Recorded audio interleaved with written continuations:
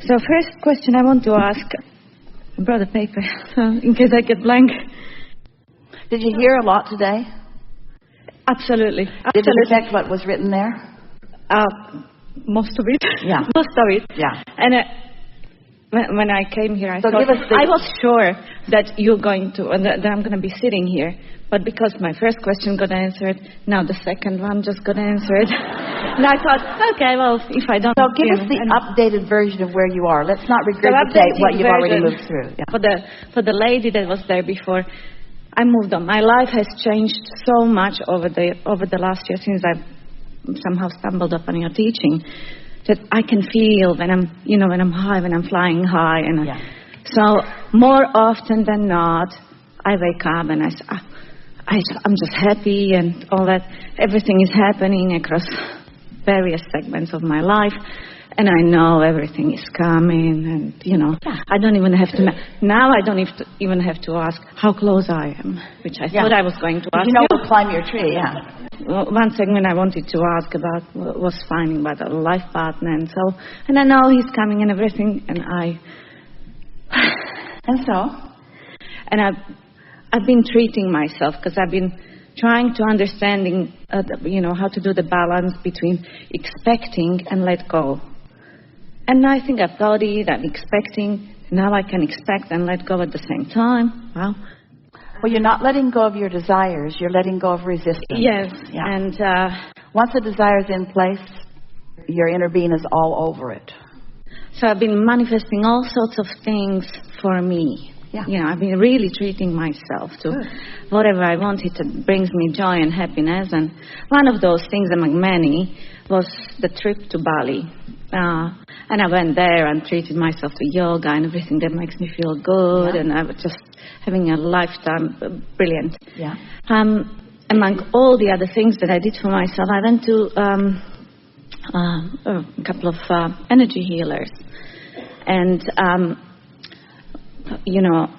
wanting to bring, sort of clean up my energy, to bring... Oh, yeah, because that's an outside job, right? Well, that's what I thought. And I thought, well, it's not going to hurt me, because I'm just really enjoying the process, and I think, blah, blah, blah. And both of those... So your question is... So both of those independent healers that I've seen, they said that I have a sort of blockage in the sex chakra that sort of is not attracting men, because I had some sexual trauma when I was 16, 17. Now, I have zero recollection of that, but I know that some... That's because it's not yours, it's theirs. Well, that's what I was wanting to ask. So even if I don't feel that I need to... Here's the thing. Remember, right? If you've got something going on in your vibration, and it's so subtle that you are not having any emotional response to it, then it's not a big enough player. It's not a big enough player to be affecting you. But if you're feeling emotion around it, then it's worth sort of figuring it out. Sometimes what happens is when you make a statement of not being where you want to be, you solicit from those around you looking for the reason that you're not where you want to be. But it's counterproductive, because now you're looking for what's preventing you from getting where you want to be, and actually activating it more, aggravating it more, and making it a bigger player in your experience. A lot of people, they really think that the way to a solution is by finding the problem and rooting it out. But there's no such thing as getting to the bottom of anything. It just gets deeper and deeper and deeper and deeper. And so... That's what I understand. That was my question. Because when the first one brought it up, I thought, oh, okay, whatever. I'm fine. But the two independent people brought it up. And I thought, do I have to have... So what is the question that you were presenting to them then? And what's the subject of your desire? What is it that you want? In order, if there is anything like that I have some sort of chakra blockage, blah, blah, blah. That's not the question that we're asking you. We're not asking you, what have you got blocked? We're asking you, what is it that you want? Attract my life partner. Say again? Attract my life partner. So why are you not talking about the fun of that rather than the blockage of it? It's a good point. Since you've been in this atmosphere and we're all feeling good here, what's the good feeling about a life partner? Or a partner? A life partner? Really? A life partner? Ask him. Life, you know. That's what he thought. How about, I like you pretty good, let's see how it goes, partner. All right, fair enough. I got it. I got it, and I think I was there. I just sort of need a little kick in the butt. So you got to ask yourself, when the thought comes to you, so see yourself in this pile of peoples, and let's say you're feeling bored tonight or lonely tonight or whatever. So from that perspective, you're thinking about a life partner. So what influence are you under? And so then that's when you go looking for the blockage. What's keeping me from finding this thing I want? Well, it's thinking about it from this place of not feeling good. So what is it that would feel good? What is it in a partnership that you're looking for? Stimulation of thought, another idea, a co-creative experience, a rendezvous of two in the vortex, someone to focus upon with positive attention, a reason to feel positive attention, someone to focus my awareness of their positive aspects.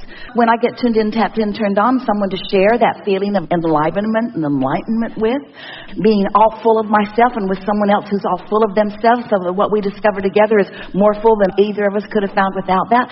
Now you're attracting what you're wanting. There's no blockage in those kinds of conversations, you see. So what we would encourage you to do is when the subject comes up, just the fact that you're calling it a life partner is an indication that you don't know you've already got one with your inner being. And we're not asking you to not have physical partners. We think turning those thoughts to those things is the most delicious thing that could ever happen to anyone.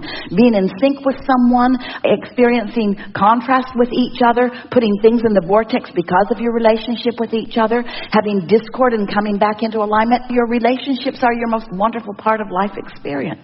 We're just encouraging you to find this partnership with who you really are first, and then attract someone else who's found that too. So that what you say to each other is, I love you very much, but you're not as important to me as my relationship with my inner being, and I just want to get that out there right out ahead of things.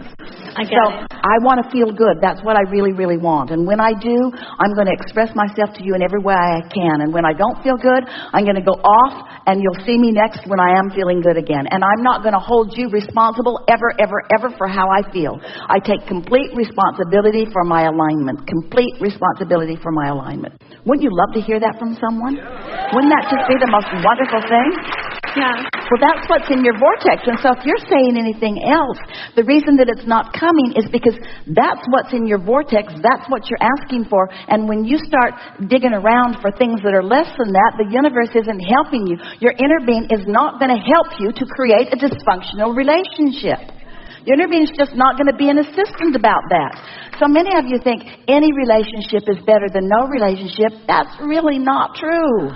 That's really not true. Sir, I'm not crying. It's just my mascara is running. But are you listening? Are you listening? I am. Are you? I am. Yeah. And so?